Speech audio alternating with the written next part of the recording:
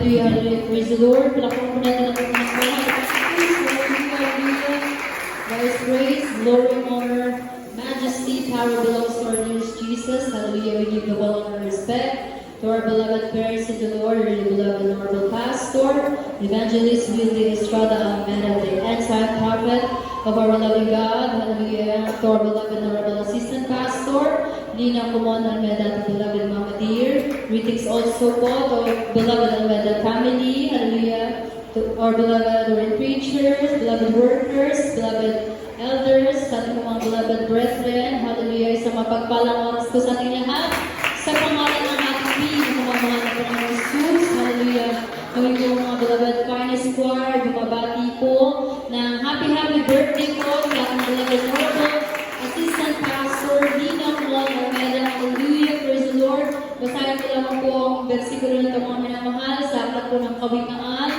31, versikulo 10. Isang mabait na babae, sinong makakasumpong sapagkat ang kanyang halaga ay higit na makabuko kaysa mga rubi. At dito po sa Psalms 112 verse 6, surely he shall not be moved forever. The righteous shall be in everlasting remembrance. Hallelujah to the Lord.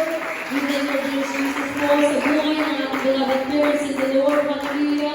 We miss your preachings and teachings po, ang beloved honorable assistant pastor, Dina Kumon Almeda. Hallelujah. We give all the glory, honor, praise to our dearest Jesus. Hallelujah. Praise the Lord.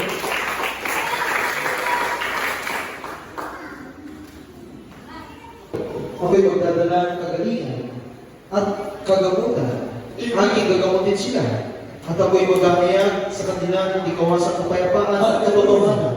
8. At aking minilisin sila sa lahat ng kasamaan na kanilang pinagkasalahan laban sa akin. At aking ipatatawad ang lahat nilang kasamaan na kanilang ipinagkasala laban sa akin. At kanilang ikinasalansan laban sa akin. 3. Tumawag ka sa akin at ako'y sasagot sa iyo.